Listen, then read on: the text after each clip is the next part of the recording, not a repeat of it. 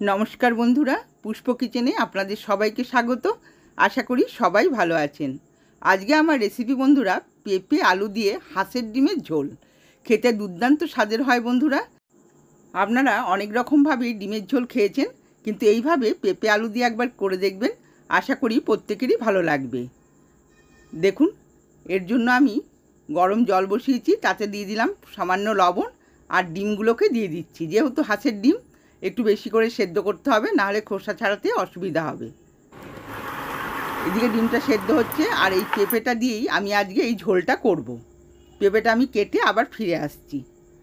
দেখুন, আলু কেটেছি, পেঁপেটাকে ছোট ছোট পিস করে লম্বা করে কেটে নিয়েছি। আর নিয়েছি ডুমডুমো করে আলু, কাঁচা লঙ্কা, টমেটো কুচিয়ে নিয়েছি, দুটো বড় টমেটোকে, আর পেঁয়াজ কোচানো। আর মশলা কি দেব সেটা আমি পরে দেখাচ্ছি। হাঁসের ডিমগুলো দেখুন ছাড়িয়ে নিয়েছি। এবার আমি একটা চাকু দিয়ে এগুলোকে কাট লাগিয়ে দেব, তাহলে লবণ হলুদ মশলাটা ভেতরে ঢুকবে। প্রত্যেকটা ডিমকে আমি এইভাবেই কাট লাগিয়ে দেব। এবার ডিমগুলোতে দিয়ে দিচ্ছি পরিমাণ মতো লবণ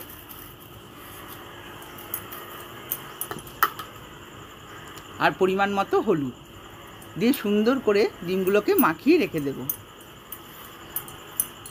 এতে আপনারা লাল লঙ্কার গুঁড়ো দিতে পারেন দেখতে ভালো হওয়ার জন্য।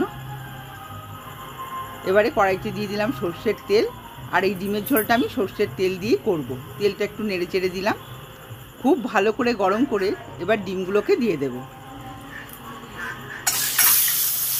দেখুন, সব কটা ডিমটা আমি তেলেতে দিয়ে দেবো।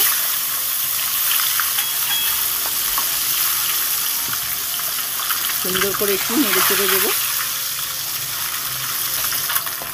একটা দিক হয়ে গেছে, দেখুন আমি উল্টে দিচ্ছি।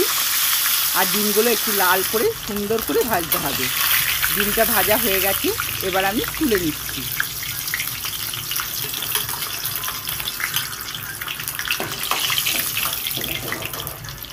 দেখুন, সব কটা ডিম তুলে নিলাম। এবার ওই তেলের মধ্যেই ডুমো ডুমো করে কাটা আলুগুলোকে আমি দিয়ে দিচ্ছি।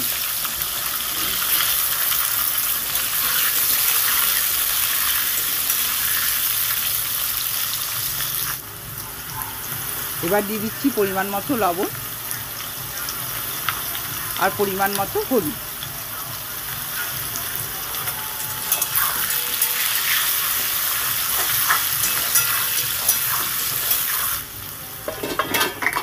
ঢাকা দিয়ে আমি আলুটাকে ভেজে নেব।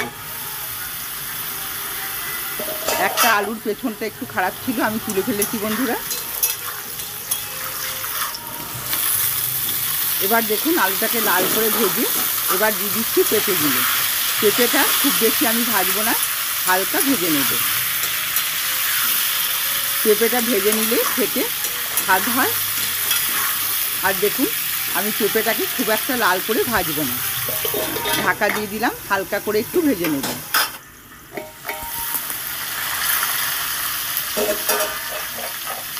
পেঁপেটা হালকা করে ভাজা হয়ে গেছে, আর একটু নেড়ে ছেড়ে আমি ভেজে নেব। আর আলুটা দেখুন বন্ধুরা, কত সুন্দর লাল করে ভাজা হয়েছে। এবার আমি তুলে নিচ্ছি, তেলটাকে ভালো করে ছেঁকে তুলে নেব। আলু পেঁপে একসাথে দেবেন না বন্ধুরা, তাহলে পেঁপেটা খেতে স্বাদ লাগবে না। আর দেখুন, আমি দিয়ে দিচ্ছি ওই তেলেতে তেজপাতা, দুটো তেজপাতাকে ছিঁড়ে দিয়েছি, আর দিয়ে দিলাম হাফ চামচ গোটা জিরে। গোটা গরম মশলা থাকলে এখানে আপনারা দিতে পারেন, আমার কাছে ছিল না তাই আমি দিতে পারিনি। গোটা গরম মশলা দিলে খেতে দারুণ লাগে। এবার দেখুন দিয়ে দিচ্ছি কোচানো পেঁয়াজ,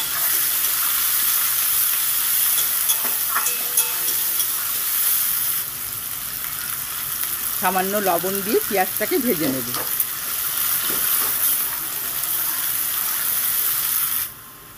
পেঁয়াজটা ভাজা হয়ে গেছে, দেখুন একটু লাল করে ভেজে নিয়েছি। এরপরে দিয়ে দিলাম টমেটো কুচি। টমেটোটাকে দিয়েও সুন্দর করে লাল করে ভেজে নেব। টমেটোটা মজে যাওয়া পর্যন্ত অপেক্ষা করব। দেখুন, নেড়ে চেড়ে আমি ভেজে নিচ্ছি, ভাজা হয়ে গেছে। এবার দিয়ে দিচ্ছি আদা রসুনের পেস্ট। আমি 1.5 চামচ পরিমাণ আদা রসুনের পেস্ট এখানে দিয়ে দিলাম। এবার পেঁয়াজ আর টমেটোটার সাথে সুন্দর করে নেড়েচেড়ে ভেজে নেব। যতক্ষণ না আদা রসুনের কাঁচা গন্ধটা যায় ততক্ষণ পর্যন্ত আমি ভালো করে ভাজবো। দেখুন ভাজাটা হয়ে গেছে, তেল ছেড়ে দিয়েছে। আমি সামান্য হলুদ দিয়ে দিলাম, দিয়ে সুন্দর করে একটু নেড়েচেড়ে দেবো। ভাজাটা প্রায় হয়ে গেছে আদা রসুনটা। এবার দিয়ে দিচ্ছি 1 চামচ জিরের গুঁড়ো, 1 চামচ ধনের গুঁড়ো, আর দিয়ে দেবো লঙ্কার গুঁড়ো 1/2 চামচ। দেখুন মশলা ধোয়া জলটা একটু দিয়ে দিচ্ছি, ড্রাই মশলাটা দিলাম।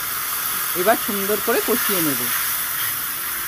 এই কষাবার সময় বন্ধুরা গ্যাসের স্টিমটাকে মিডিয়ামে রাখবেন কি লোতে রাখবেন, তাহলে মশলাটা খুব সুন্দর কষানো হবে। এবার দিয়ে দিচ্ছি কাশ্মীরি লঙ্কার গুঁড়ো। রঙটা একটু ভালো হওয়ার জন্য আমি একটু কাশ্মীরি লঙ্কার গুঁড়ো ব্যবহার করলাম, আপনারা ইচ্ছে করলে নাও দিতে পারেন। দেখুন এবার কতগুলো আমি কাঁচা লঙ্কা দিয়ে দিলাম, কাঁচা লঙ্কাটা চিড়ে দিয়েছি। ঝালটা আপনাদের পরিমাণ বুঝেই দেবেন। আমার এই কাঁচা লঙ্কাগুলো ঝালটা বেশি নেই, তার জন্য আমি কতগুলো বেশি করেই দিয়ে দিলাম সামান্য পরিমাণে চিনি, ঝোলটার ব্যালেন্স রাখার জন্য চিনিটা দিলাম। মশলা কষানো হয়ে গেছে, এবার দিয়ে দিচ্ছি ভাজা পেঁপে আর আলুগুলো। এই ভাজা পেঁপে আর আলুগুলো দিয়েও আমি 2 থেকে 3 মিনিট সুন্দর করে কষিয়ে নেব।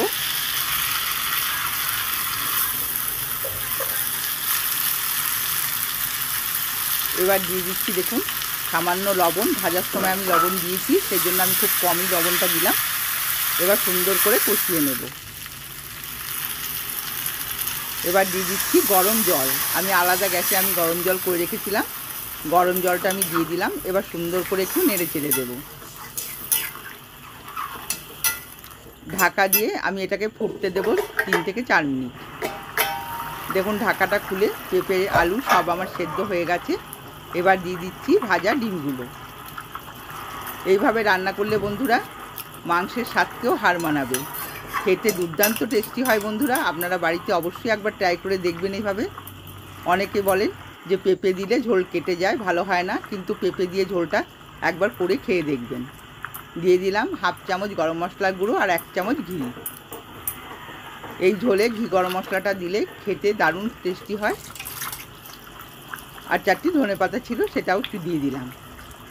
খুব বেশি দিইনি, আমি 2-4টে দিলাম। ঘি গরম মশলা দিলে ধনেপাতা দেওয়ার দরকার হয় না। এবার আমি ঢেকে দিলাম। দেখুন ঢাকাটা খুলে রান্নাটা আমার কমপ্লিট হয়ে গেছে। ঝোলের রঙটা দেখুন কত সুন্দর হয়েছে। বন্ধুরা আমার রেসিপিগুলো যদি ভালো লেগে থাকে আমার চ্যানেলটিকে সাবস্ক্রাইব করবেন, লাইক করবেন আর কমেন্টসে জানাবেন আপনাদের কেমন লাগলো। আজকের মতো ভিডিওটা এখানেই শেষ করছি। ধন্যবাদ।